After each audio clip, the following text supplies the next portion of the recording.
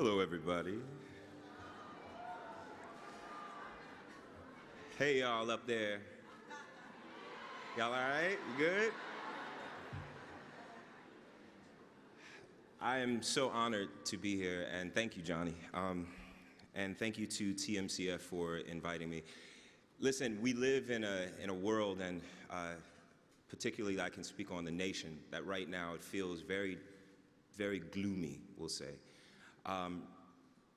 Looking at all of y'all up there and all of y'all back there, I know that you are the leaders of tomorrow, and I somehow feel like everything will be okay. So,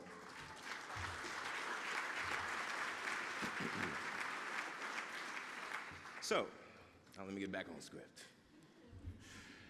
We all know that the students are the true stars in this room, and I brought my handkerchief here because once you hear what this student has been through and how he's pushing and pushing and pushing to achieve his dreams, I don't know if there will be a dry eye in the house. He's a senior majoring in mechanical engineering at Alabama A&M University. Whoop, whoop. Please give a huge, warm, beautiful round of applause and welcome to the podium, Frederick Montez Boyd.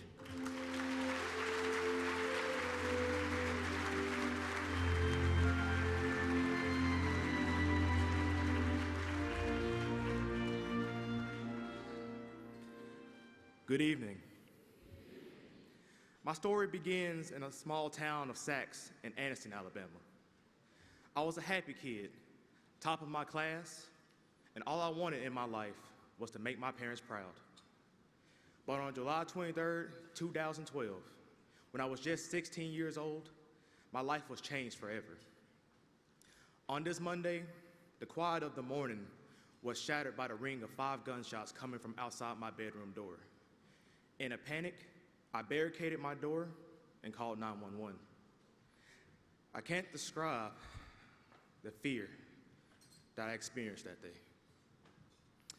Little did I know at the time, my mother was bleeding out just feet away from me. To this day, the last thing I heard from my mom was her screams. When I finally opened my bedroom door, I found my mom at my feet. I took one look at her eyes, and I knew she was gone. The police officers came. I watched everything unfold on the news from the holding room. I was informed that my dad, a former Anniston police officer for 18 years, was the person who murdered my mom.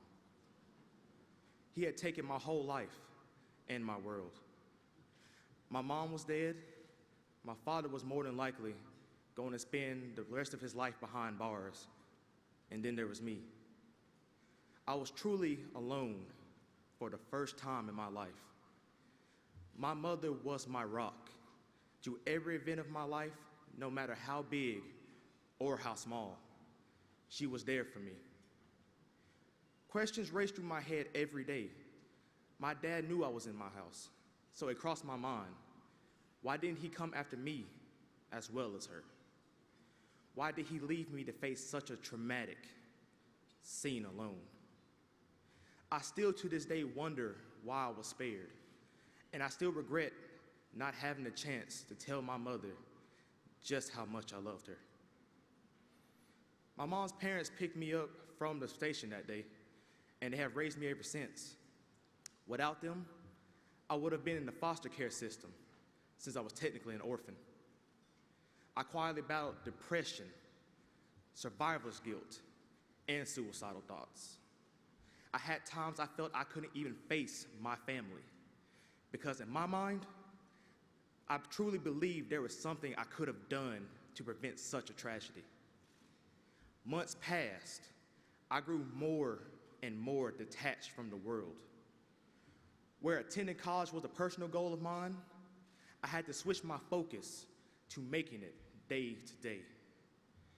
I told myself I had to keep pushing forward, if not for me, for my parents. I went on to graduate high school as a salutatorian with a 3.98 GPA. Thank you.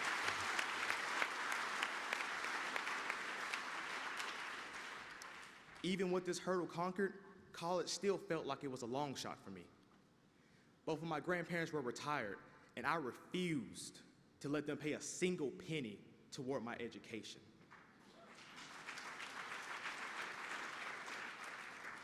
Through perseverance and the grace of God, I was awarded enough scholarships to attend Alabama A&M University.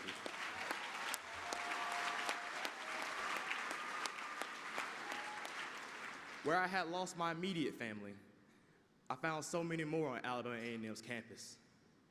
Funny enough, I have found many more moms along my journey, one of which is in the audience tonight, Mrs. Carla Holloway.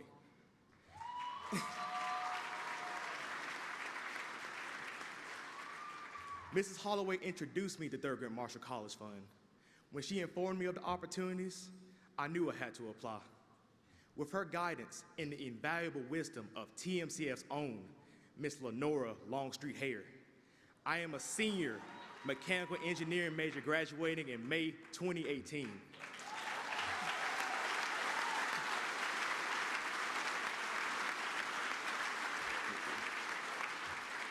I am the president of a student organization.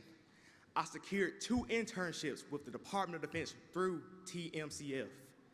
I am attending my very first Leadership Institute. And while I was here this week, I was blessed to receive an employment offer to join a major company full-time upon my graduation.